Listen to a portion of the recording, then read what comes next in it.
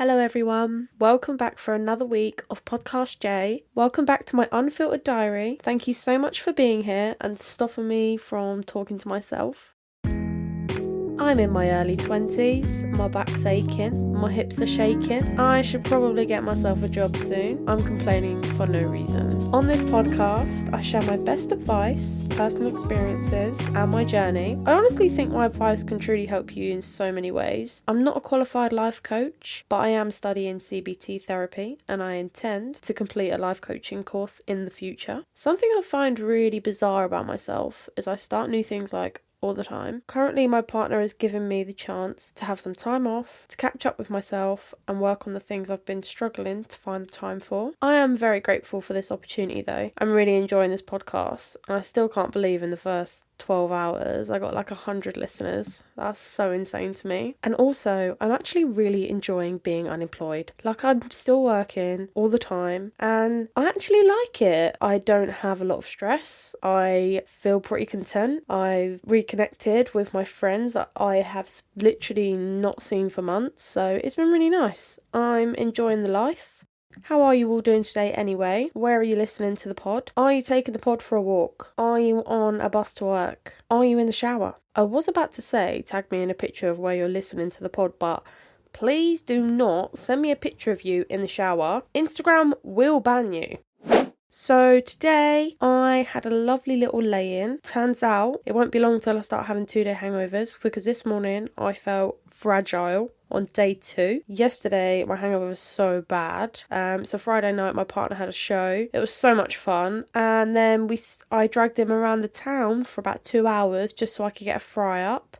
Because apparently nowhere does a fry up at 3 p.m. Why is that? Someone needs to make that a normal thing. He will happily eat, anything like a roast dinner or whatever after a hangover, but I need my eggs and bacon. Like, I need it. I would love to have the mushrooms. I'd love to have some plum tomatoes. I don't mind hash brown. And I just need the eggs, the bacon and the sausages, It makes me feel better. Anyway, so this week I have been very, very busy. Don't really know how for an unemployed gal, but the beginning of the week I smashed out editing the podcast and getting it out. Then on Thursday my partner actually had to shoot a music video, so that was really fun. There were some cool people there that I've grown up listening to as well, so that was really exciting. I must say, Bristol is quite a strange place. Everywhere is surrounded by art, but there's so much graffiti, it almost makes it look a bit shit. I'm not slating it, but I'm just saying, I had this huge impression of it, and it was the opposite to what I thought of Liverpool. So he went to Liverpool to do a show, and I always thought of Liverpool as a proper shithole. We went there, and I was like, this place is actually beautiful. Liverpool is definitely one of those places where I looked at it and I thought, I think I could live here. It's just so lit and it's so pretty. And there's so much about it that I've never seen before. Whereas you go to Bristol, you expect all this culture and art, and it's just graffiti and vegan food. Nothing against the vegans, obviously, but I just wanted to find some meat to eat, and it was really hard. Why is it so hard to get meat? Anyway, some of us like it, okay? That's all I'm saying. But yeah, then we had all these storms, so everyone's telling us, don't drive anywhere. It wasn't that bad, really. People love to moan, don't they? Then we spent the weekend in Nottingham, and it was just really fun. It's really fun how my partner basically got a job where he can just get pissed and get paid for it. I'm joking, it's so much harder than that. But that's my perspective, because that's basically what I do, but I don't get paid for it. Oh, it's so fun. And you just meet great people all the time. That's something I'm really enjoying. It's not really my life though. I'm just a groupie.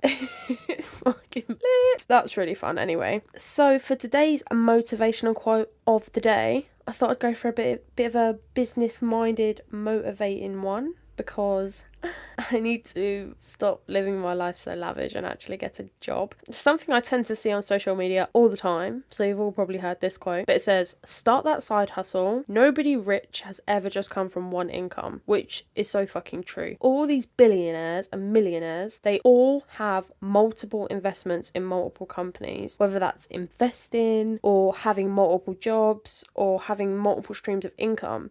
And I think in today's day and age, especially from a young age, you should be trying to build a platform from your phone just to make money from your phone. So it's always on the go. I haven't quite mastered that one yet, but I'm working on it because, people are making money from TikTok. So why am I not doing that? So if you do have TikTok, go on my link tree and find it. Yes, it's full of cringy shit, but who cares? I'm not doing it because I think, oh yeah, that's a good TikTok. I'm doing it because cringy stuff works. So someone is going to find me funny, aren't they? Maybe. I don't know. It's a big experiment. Like, what's going to work on this platform? People say TikTok's about chance. I think that's bollocks. So if anyone's got any good ideas, let me know. I mean, I thought I would share, based on that quote, some side hustles you could do that I've tried but never ended up succeeding at. So there was something I tried called, I think it's Amazon FDA, which is where you create something like a design and you get Amazon to publish it, but they only print it when it sells, so you don't have to pay for inventory stock and stuff. So I thought I'd make like a bunch of diaries, and I made the design very simple, very cute, and I don't know why, but I could not get the measurements right, so when I would upload it onto Amazon, it would go over the middle. I just don't know what I was doing wrong, so I moved away from that. But I used to have second jobs, so I used to work in bars in the evenings. Currently, I don't want to do that because then I wouldn't be able to go and see my partner's shows. I used to do surveys, and to be honest, if you're consistent and you keep doing them, it does actually pay you. Sometimes it pays you in vouchers, but you do actually get money for it. So if you've got a lot of time on your hands and you can just sit there on your phone, do surveys and answer questions, it's a pretty good thing to do. I also found out if you use a website called Fiverr, you can pay people to do small jobs for you. Well, small or big jobs.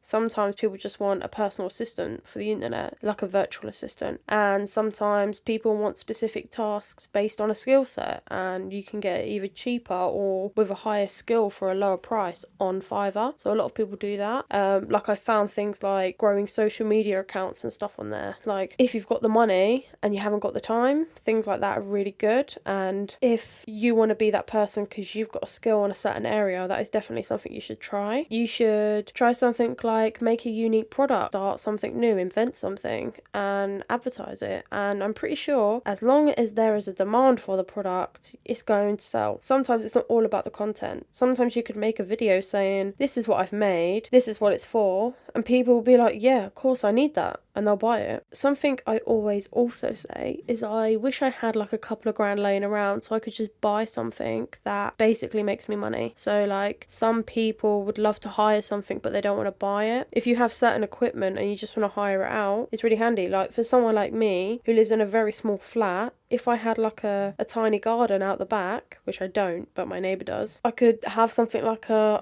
lawnmower, and if someone wanted to rent it out because there's no space in the house to keep it, you could hire it out well cheap and you could just make all that money back. People who like to walk dogs but they have the time to and other people don't, people get paid to do that. It's kind of like babysitting but for dogs. So you should try that if you're trying to make money and you haven't got the option of taking on the responsibility of a job. Like you can actually be your own boss with those kind of situations. Sometimes people just do cleaning on the side, like alongside their current income. So that's definitely something you should try anyway.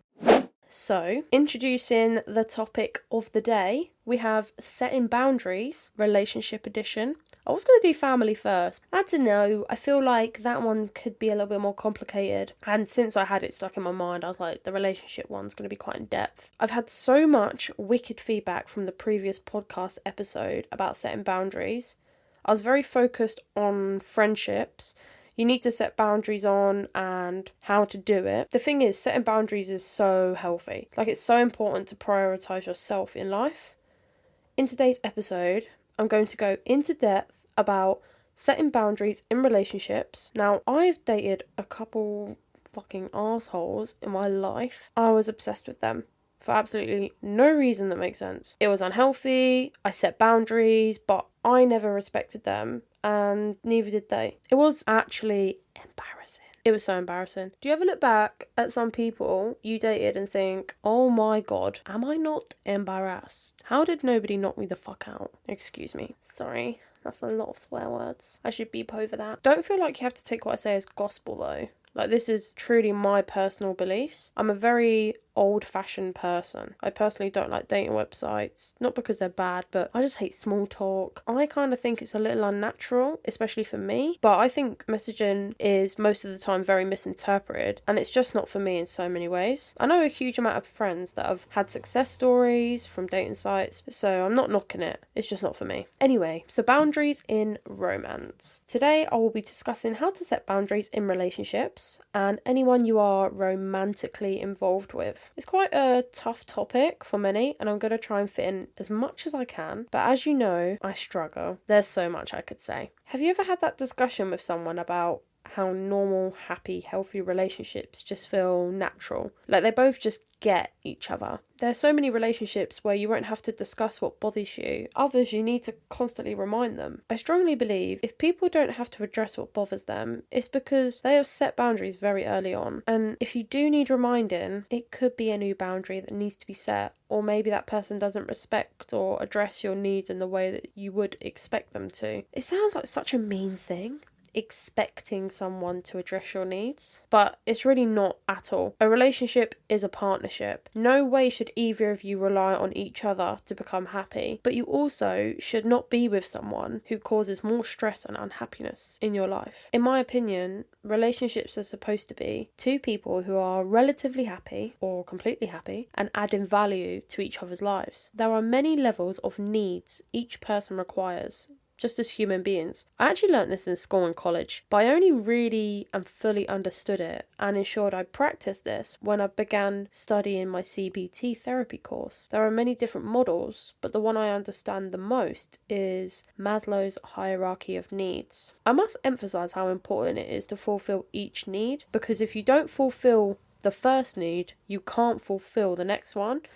You'll be able to make each need achievable and possible by fulfilling from the very bottom. So the order I'll tell it in is the one you need first. So firstly, you have physiological needs. This is like basic needs, what we need as human beings to survive. Food, water, shelter, kind of needs. The next is safety. Things we do to feel safe, protected and secure. This could be from having locks on your front door, PIN number to your banking, all the way to being a woman and walking home alone at night. You would prefer to have company from someone you know and trusted to walk you home. For a woman, it could just be having someone walk you home that takes a huge amount of fear away. You just feel so much safer, kind of like that. As I've said before, you must achieve the first need before you can fulfill this need. So if you don't have a home, how can you feel safe and secure? How can you feel protected? You can't if you're homeless. That's kind of what I mean. The third need is social needs. This is what we do to feel a sense of belonging. This can be to feel acceptance, love, and even companionship. You wouldn't hang around with a group of people that didn't make you feel safe. And if you do continue to, there's a chance you are changing and adapting for the sake of being accepted. Do you ever take a step back and think, why am I with these people? I've always been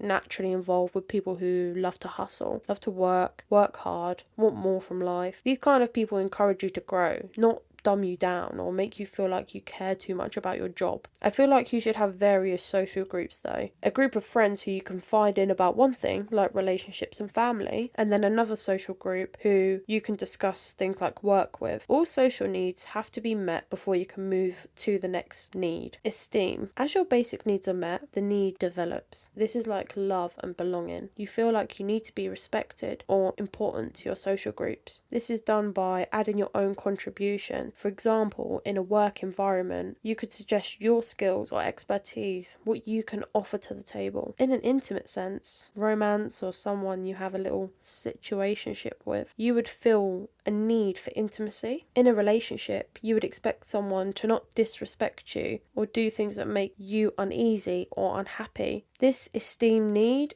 is where I would say a lot of boundaries are respected and the need for that mutual respect is met. Now, for the fifth need, it is called cognitive needs. These are needs based on skills, knowledge, curiosity, predictability, creativity. This trains your brain how to understand people, have an interest to learn more, create desires to explore, and help you adapt to change. So if you experience loss in your life, you'll find this need can be really affected, as grief can affect people in many different ways. It's almost unpredictable. However, if you're healing or you're trying to deal with it whilst being self-aware, you can learn so much. You can pursue something creative or focus on something that will help you heal. With friends, to be bonded, you will fully understand one another. You will have those boundaries of what you like and dislike and what makes you happy or unhappy. And the same goes for relationships. Sometimes relationships naturally will not work if one person wants to travel and go to new places, but the other person has absolutely no intention to. Same with if one person is, I don't know, a uni student working hard and they might feel guilty for not being able to fulfill their partner's needs. But as human beings, we do need self-fulfillment. We do need to reach our personal potential. And if someone is making you feel like they are putting that to a halt, then they gotta go. Or at least discuss this with them and set that boundary. Say something like, this is what I'm doing, we can plan time together, or we need to go separate ways, as an example, you know? Obviously it's a lot more in depth than that. The sixth need is called aesthetical needs. To keep this one short, it's the need for order, beauty, spirituality, and environmental. I would say this means appreciations, satisfaction, artistic attraction. As the needs I've discussed are fulfilled, you feel a sense of appreciating the beauty in things.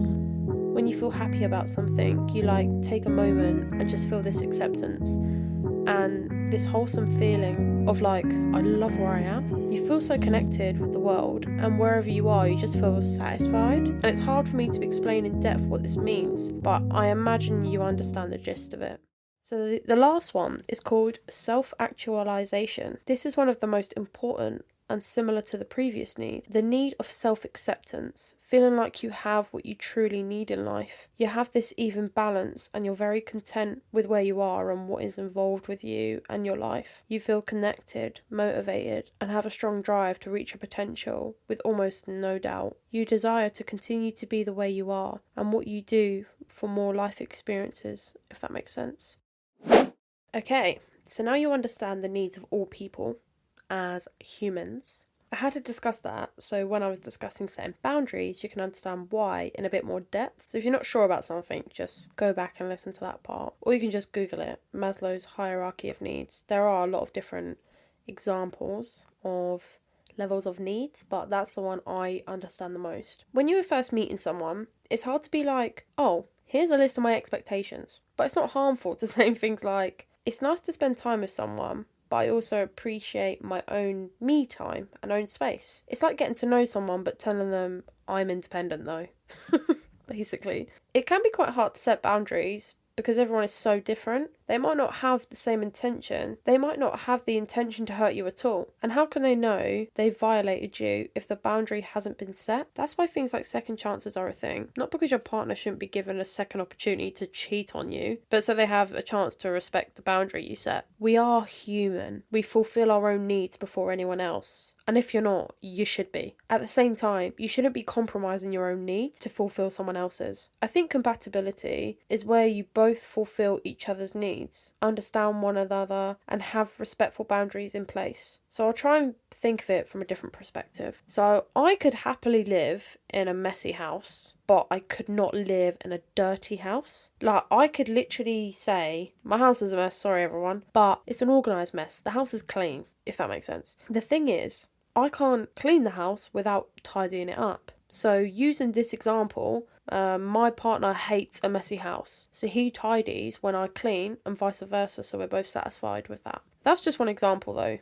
I'm just trying to explain what I mean. You can apply this example to so many parts of your relationship. So firstly, you need to have the conversation. Start the conversation you've been dreading is the hardest part. Try not to have it when you're mid-argument or heated disagreements. Just say, can we have a talk? And if you don't like that, say something like, are you happy? If they say yes and don't ask you if you're happy, red flag, obviously. Why would your partner not care about your happiness? Just because it's not their responsibility doesn't mean they should be ignorant about it. I find if something is bothering me and my partner asks me if I'm okay, I could say, well, you did this and you did that, And then I'll find myself kind of spiraling about what's actually bothering me, because I'll start going into depth about it, like it's got me going as such. And a lot of the time, it's actually got nothing to do with him. Like, what he was doing was so minor, and it probably wouldn't have bothered me that much. Could just be because he was distracted by his own needs and not noticed that I wasn't feeling okay. Hence why the starting the conversation is really important, and it's a good thing to do, because you can work things out together and talk it out. Thing is, if it's like a newer relationship, you might have conversations about what you want from life. People always suggest things like, oh, I want a nice house and a nice car and maybe have some babies. But the thing is, the things you should be really discussing and trying to talk about is like scenarios, such as behavioural boundaries, how much independence you both need, whether they're a thoughtful and caring person, things that you desire from a relationship, realistically. Behaviour boundaries, to me, is something I've had to put boundaries in place over time. So if my partner has an issue with me, I like to be addressed in private, because around our social groups, I take offence so much more. It's not like, I feel like it's not an appropriate place or time. And if that person is mad with me for whatever reason, they probably haven't had a chance to call off about it. Whatever it is that's bothering you, process it, calm down, and if you're still unhappy about it, just bring it up and say, I would like it if we discussed that whatever you did made me feel how I felt. Just bring it up and say, I would like it if we could discuss that whatever you did made me feel how I feel. An example of that is kind of like what I said in the last episode about flirty friends. Like, how does your partner make you feel around your friends? Does your partner make you feel uncomfortable around your friends? Then you should probably address that. I've had the conversation with my partner because before we were even dating, I said I don't feel comfortable with girls around my boyfriend. I've discussed why I feel that way and experiences that broke that trust. And because of that conversation, I have absolutely no reason to not trust him. I've had the same conversation with previous partners, and even though they agreed with what I said and how I felt, they never actually respected my boundary, and that's caused a lot of anxiety. I could walk into a room with girls with my partner and know that he has no intentions of hurting me at all, and he's not going to do anything to break my trust either. Whereas if I did that with an ex, I would not be able to leave the room whatsoever. Like, I would never have been able to do that because, I mean, my ex openly admitted to me that he could not be friends with girls. So, yeah. Anyway, I still can't believe I could literally say that though. Like, I could walk into a room of girls with my partner and just let him, be social. Like, that's actually crazy coming from my mouth. Like, I've literally peeled slags off of my ex in a nightclub before. So I still can't believe that I can actually admit that I have full trust in a guy now. Anyway, back to the topic. When you do come to addressing an issue, you shouldn't call each other names, be passive aggressive, ignore each other, or even go dead silent. That behaviour will result in a toxic relationship. What you should do is take a moment to truly say how you feel. When you do this, it makes me feel like you don't value me or don't respect me, or you intentionally putting me down to make yourself look good. Could you please try and do this less? This makes me feel angry because, or why do you keep pretending I'm not here? Why do you make me feel this way? Why do you keep doing that? Stuff like this. This way you're actually communicating your emotions and suggesting a solution. Most of the time, if it's a reasonable request and the person respects your boundaries, they're very unlikely to do it again. And if they do, whatever it is that bothers you, they're more likely to talk to you about it before or after it happens. When you aren't giving constructive criticism and you're just giving verbal abuse, like name calling, they're not going to listen. All they heard was name calling. You can't label people something negative and tell them to change, because again, that's unhealthy and it will be toxic. It's better to focus on what they did or do instead of who a person is. You're setting a behaviour boundary, not a personality boundary.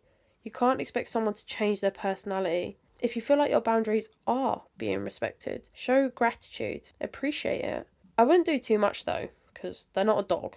They should be getting treats for respecting your boundaries. But maybe something thoughtful just to say, I feel happy, you understand, and respect how I feel about this. Back to my funny example earlier, sometimes I tell Alex when he cleans and tidies the house that it turns me on. It's a pretty cheeky thing to say, but it does make him smile. And I like to say it to kind of say, I appreciate you helping me out, if you get what I mean. Like, I know he's doing it to help me out, but it's because he knows Like, it's something that really gets to me. I don't know. Living in a tiny flat with 2 people is difficult. It stresses me out. Like, I've always been very independent. I've never had to pick up someone else's shit. So, when you get used to that life for like 4 years, living with someone, Alex has been living with me for like a very long time now. And it's still hard to adjust sometimes, you know? When it gets on top of it, like, when all the clothes washing is just laid up in piles needing to be hung up, and when the washing up has been piled up for a day, and, you know, we've been in the living room eating snacks before we've gone to bed, and no one tidies up before bed, it just really gets to me in the morning. I can't really explain what I mean, but I just get a bit obsessed with that. I've been in a lot of toxic relationships and situations in my life, and something I find that works for me now that never used to was saying to someone, I'm never going to settle for less. None of you, and I mean absolutely none of you, should ever settle for less than what you want, need, desire. None of it. There is definitely somebody out there who will fulfill your needs, as long as it's a partnership and not an ownership, you know? You might be the toxic one, and you have to kind of like not be in such denial about that. Like, if you feel like whatever the situation is getting toxic, you can't put all the blame on one person. The thing is when someone doesn't respect your boundaries, you enable that by just ignoring it, forgetting about it, not becoming to a compromise or not coming to a solution. People can say so many things, but actions will always speak louder than their words. If someone's actions are not matching their words, bye, get rid, see ya. I've been in an argument before where I have said to someone, I don't like it when you know, talk to other girls and it's not friendly conversation, it's flirty, and I can tell it's flirty because you're literally texting them behind my back and I'm catching you do it. Like, I'm catching it in the corner of my eye. I can tell by your energy that you're doing something wrong. It's very sneaky, it's very sly, it's very, like, suspicious. And because I was quite, like, innocent before I actually realised I was in a toxic situation, was because I'd never actually been in a proper relationship. Like, I'd never actually been with someone, I'd never been that romantically involved with someone. I'd never been that romantically involved with someone before. So I actually got cheated on, and I maybe told a white lie to get the truth out. So I basically said, I know you've slept with this girl. I want to know how many fucking times you've done it. And they'll be like, no. And I said, your friend literally told me, because I told them I knew, and they told me they couldn't tell me how many times. So I could confirm that you definitely did. So that little white lie there, I never knew. I just suspected it with my sixth sense. The guy actually fucking told me. Like, the guy could count. And I was like, obviously you're lying. But secondly, if you can say that many times, it's been going on for a while, yeah? But this guy begged me. He said, I'm so sorry. I fucked up. I did this. I did that. And, you know, it was over there and then, but he did so many things. He did all the actions that I had been asking for to prove to me that he was sorry and that he wouldn't do it again, that I kept going back. Like, I kept going, okay, well, you've proved to me you can do this, so I forgive you. And when you're very romantically involved with somebody, it's like you have this bubble around you that sort of, like, says, oh yeah, but I do love him, I do feel this way, I do feel that way, and it just clouds your vision. Like, that shit has to stop. And I dated someone after that really toxic ex, and even though it wasn't as toxic, it was like none of the boundaries were being respected. They definitely were seeing other girls behind my back because it was basically in front of my face, and they didn't respect me whatsoever, you know?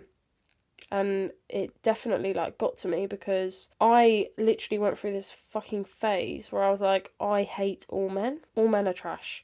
And when I say, you know, people just say it, I fucking meant it. Like, I fucking meant I hate all men.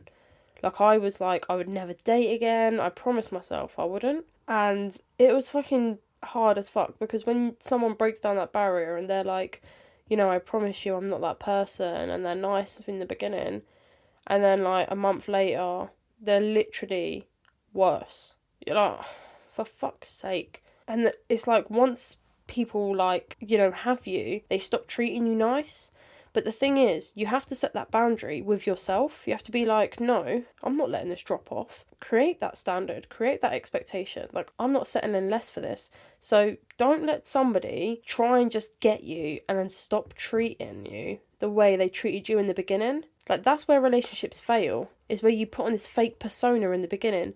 Stop trying to be someone you're not. If you don't know what you want, tell someone that. I don't know what I want. I'm not in a position to be emotionally available. It's just fucking, stop fucking other people around. It really winds me up. And where I've always been so forgiving is because, right, someone will say to me, they'll tell me a sob story. They're like, I did this because I was stupid and this, and this. And I'm a strong believer in second chances, right? Not any fucking more. Let me tell you that. I feel bad for my current partner. He probably feels like he can't make a mistake, because I swear to God, second chances don't need to exist. I mean, when it comes to boundaries and stuff, yeah, I swear to God, if my partner cheats on me, I will ruin his fucking life. I'm just saying.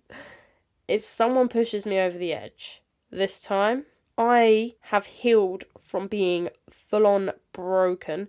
So let me tell you, if someone hurts me this time, if my partner is listening to this, if you hurt me, good luck to you, okay? I wish you all the best. I'm kidding.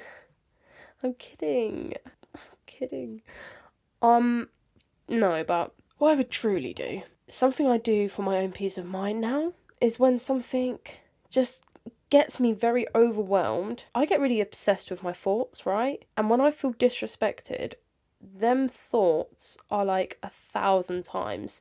Like, I imagine it's quite similar for most people, but I feel like when I explain to people how I feel, they don't quite get how I feel. And I'm like, why am I so enraged over this? But when someone cheated on me and forgave them, I was like, more blessed. That doesn't even make sense. But when I feel disrespected and I haven't got the truth and someone's literally trying to manipulate me and lie to me, I get this huge obsession with why I have been done so wrong. And for my own peace of mind, just block the motherfucker, okay? Just block them. If you don't block them, you're going to keep going over and over and over their stuff. You're going to go through their profile, and don't tell me you won't, because I've done it, okay? I've done it 1,000 fucking times. I literally used to go on my ex's profiles and stalk them, right? And it wasn't healthy at all.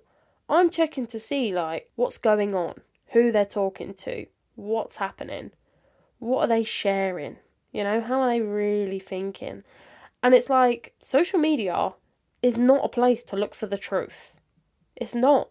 Like, I'm trying to use my platform to provide the truth. And you'll see by my low follow count and my few likes on my pictures that people don't like the truth. So I'm just saying, that's my perspective. Don't do it, because you're not going to find stuff you like. When I first got my partner, he used to say to me, like, I used to make comments like, don't leave your phone open.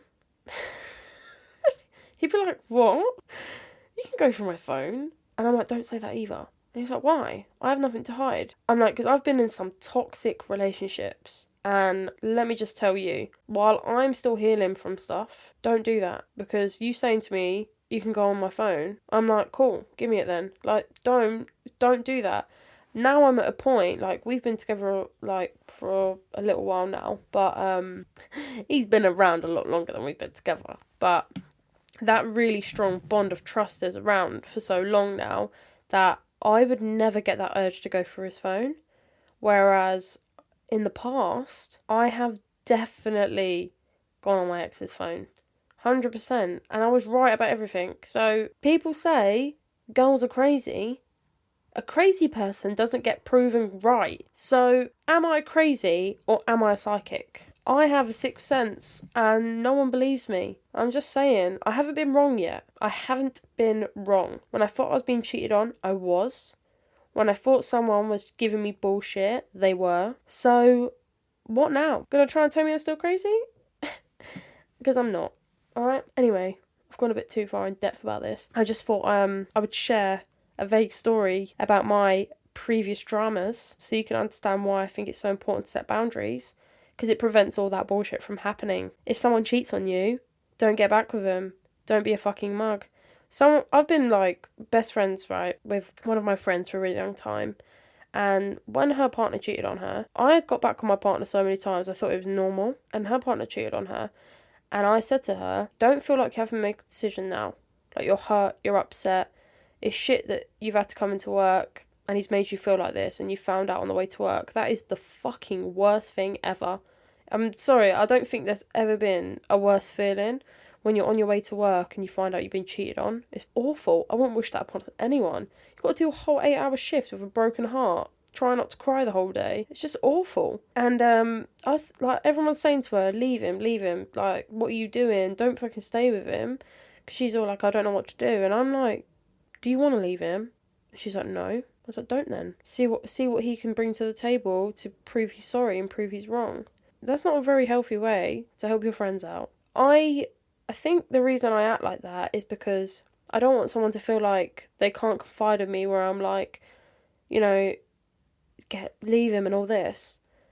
What I should have really done is been like, you need to set that boundary of, you know, here's the ultimatum, you prove to me, and then you prove to me what you're going to do to change the situation. It's going to be a very long time until there's a possible chance that I'll stay with you, but for now, we're not together.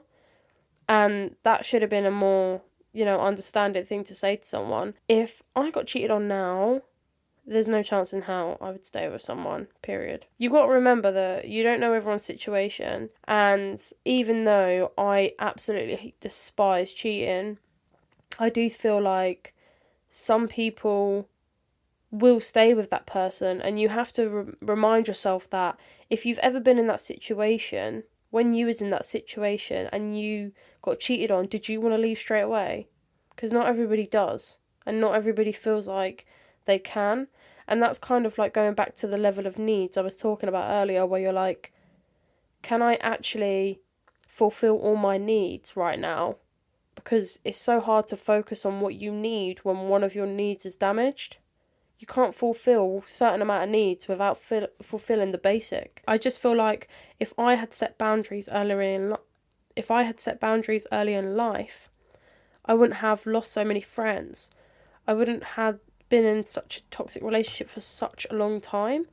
Like, it was a very long time that I dealt with such toxic shit, and it was just really awful. And I get obsessed with things when they don't go my way. Like, you know, people see me as a leader. I'm not. I'm a control freak, okay? I like things to be the way I want them, because at least I know if anything goes wrong, it's my fault. If something's not my fault, I lose the fucking plot. And, you know, when someone disrespects you, it's out of your control. If someone doesn't respect your boundaries, it feels like it's out of your control, but I promise you it is in your control. If someone goes against my boundaries and says to me, I'm not going to treat you this way, or they just don't respect you or respect what you've asked to be respected, that's a deal breaker. That's a relationship ender. I'm not dealing with that. I'm so happy in my relationship right now, and yet if my partner disrespected any of my boundaries that we both know are crystal fucking clear, it would be something that could cause the relationship to end. And it's awful thinking about it, but I have a very strong communication with my partner. Like, we discuss things quite regularly.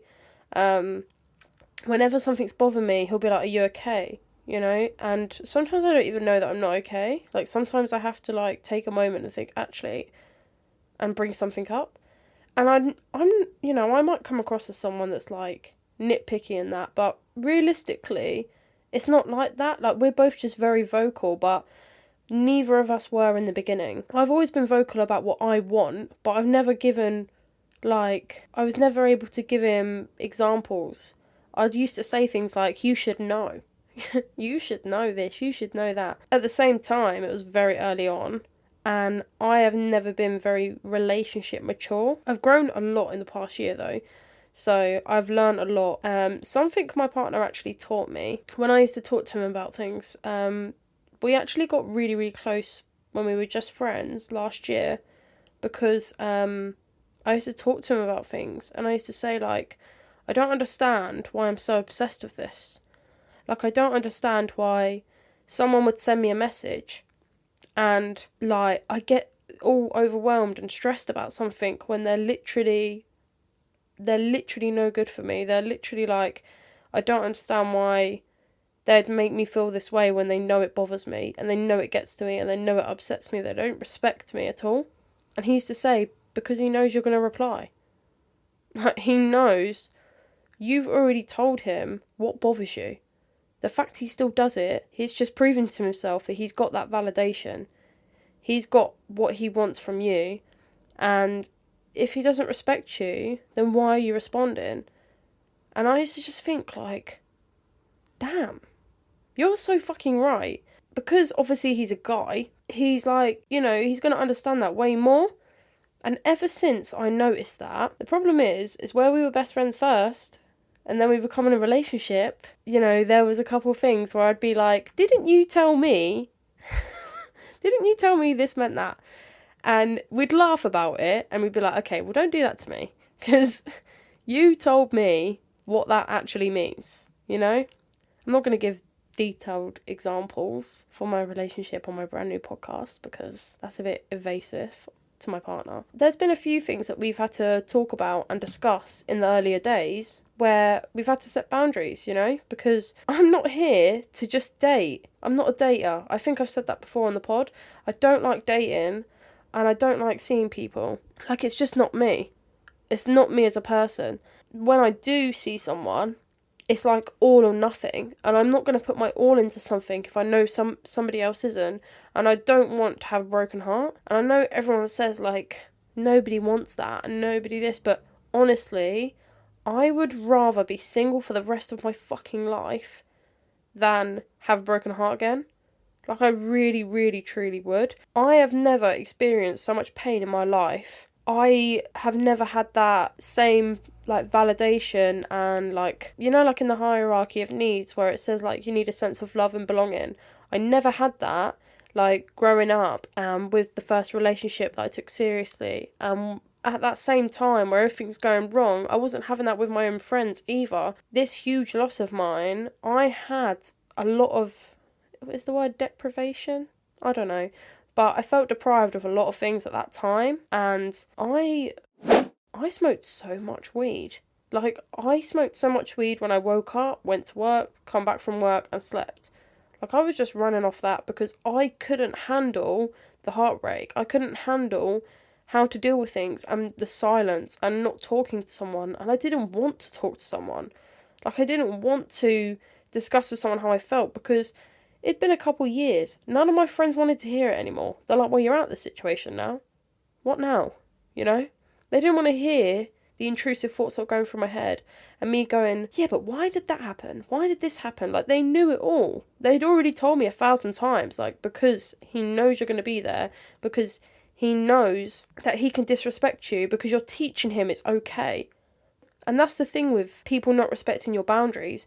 You are teaching these people, okay, well, I will forgive you for that, but I don't like it. Like, no, don't teach people that it's okay to disrespect you. Don't do that. Teach people that you will risk losing me if you continue to disrespect me. Do you really want to be on the last straw? No. At the end of the day, it's not about trying to make somebody else happy.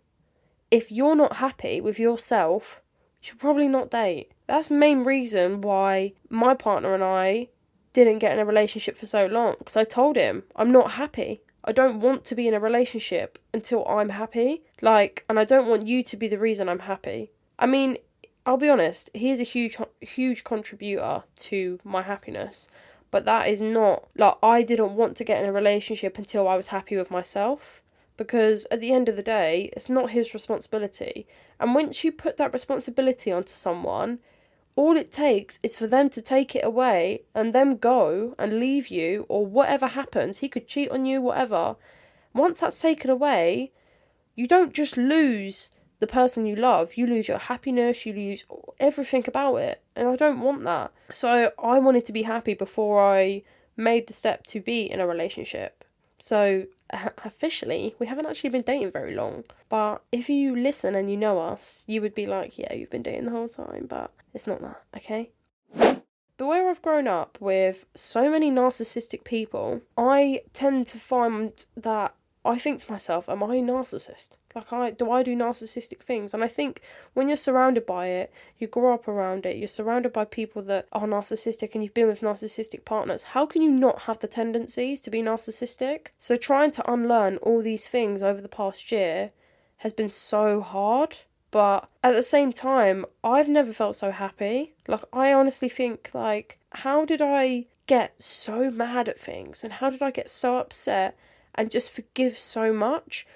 And people say, oh, I'm an empath. I am very empathetic, okay? And I think I understand things from so many different perspectives. So someone could say to me, like, I didn't realise it was disrespecting you, like, I just wanted to do this because I felt like this. And I'd be like, that's okay, but why didn't you communicate that?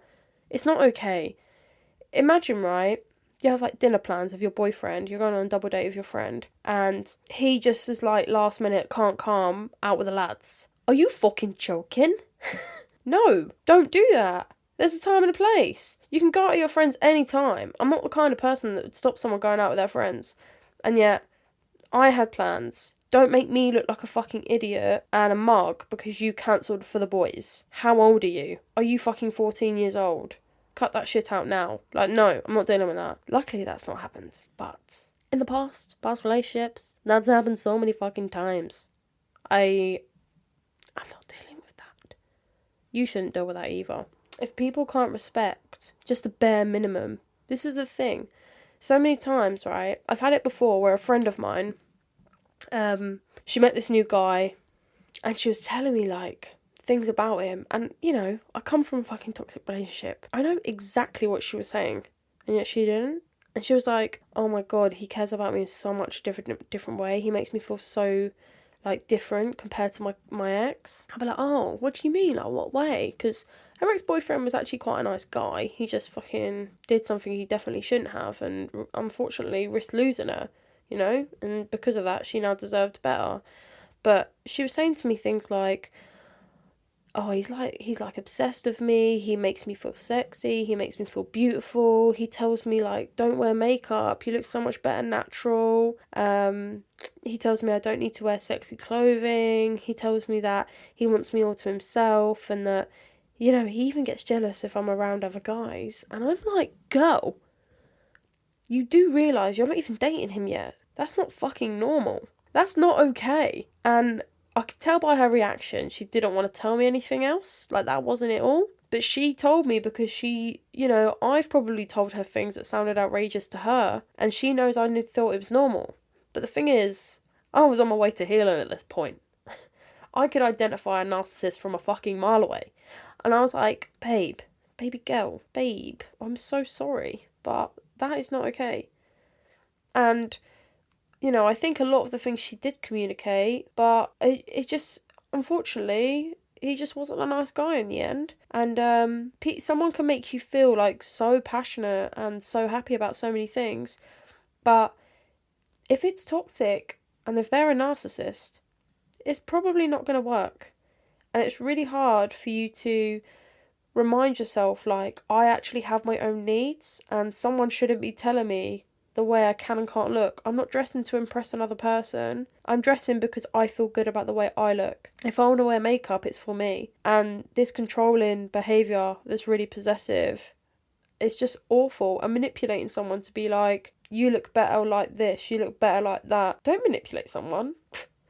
Don't make someone feel like what you have to say is more important. I remember one time I was with my ex and I used to work a lot. I got very obsessed with my work ethic. Like, I used to stay late, like an hour or two after work, just to finish what I need to do, because I worked in a job where I'd have like quite a few tasks, and if I didn't finish it, I would just stay after work and get it done. And my ex and I actually fell out over it. He's like, oh, you spend too much time at work, you don't have enough time for me. Sorry, this guy barely ever saw me anyway, and if he did, it's because I didn't feel comfortable with him, going out without me because he would fucking cheat on me. Why is somebody trying to tell you that you should work less? Like, how am I going to grow and do better in my career if someone is trying to stop me from doing that? Fair enough, I was a bit of a workaholic, right? And I did become obsessed with my work, but why is somebody telling me you shouldn't work so much? You shouldn't do this so much? That's what I'm doing was not directly affecting them whatsoever. So why did it matter to them? It just makes no sense. And it just really goes to show that when you're actually with a nice guy who wants you to actually do well, he'll watch, like my partner, he'll watch me work solidly. And he goes, I love it when we just sat here working. Like, it's nice. Like, it's just motivating. Like, if one of us just stops and goes on our phones, we just give each other the look like, what are you doing? Don't distract me with you distracting yourself. Like, we are just very motivational for each other. And, every day we have a plan where we get up, start the day right. Fair enough, this week we've been very busy. So we've actually had a week off the gym. But this week we're actually going to go back as usual and get back into our routine because we actually have a less busy week. So, even though we're going to be working all day, we haven't got to drive across country more than once this week. We've only got to do it on the weekend. So it's nice to be motivated, and because my partner is really good with a lot of things, like he's spent years mastering his craft, that I can ask him for so much advice on things. Do you know what it's like when you realise your current partner is like 1,000 times better than any of your ex-partners? I've actually had it before when I was with someone, broke my heart, blah blah blah, started seeing someone else, and when I realised that I'd trapped myself in another shitty situation, I was actually embarrassed. I was like, this guy's not even like any better. Like, at least my last ex had a fucking job and a drive to do better for himself. Like, people always say, oh, I want to do well for myself, but then they never actually try and put it into practice, if that makes any sense. Anyway, the last 20 minutes, I feel like I've just rambled on about my current situations instead of advice. As you know, it's definitely going to have to be a 3-part series. So in the next episode, I will discuss how to set boundaries with your family, because some of us need to, okay? But thank you so much for tuning in. Please make sure you go and check out my Instagram. It's at podcast.j. Give it a follow, like a little picture, maybe leave a comment. If you share and tag me in your story, I will reshare it. If you just click the share button, how am I supposed to know you shared it? It doesn't notify me. So please tag me, share it, let me know your thoughts. Come back every single week for a brand new episode. Make sure you check out Podcast J on social media. I actually have a Facebook page too. But get involved. The more episodes I make, the more new sections I will be adding to the podcast. If you ever want to leave me a voice note in the DMs, ask me a question, send me a confession to share. If you need advice, ask away. Just tell me at the end of the message if you want it to be anonymous or not. I will happily respect your privacy. But get involved, support the pod in any way possible. Just click the follow or the subscribe on whatever platform you listen to, and have the best week ever. See you later.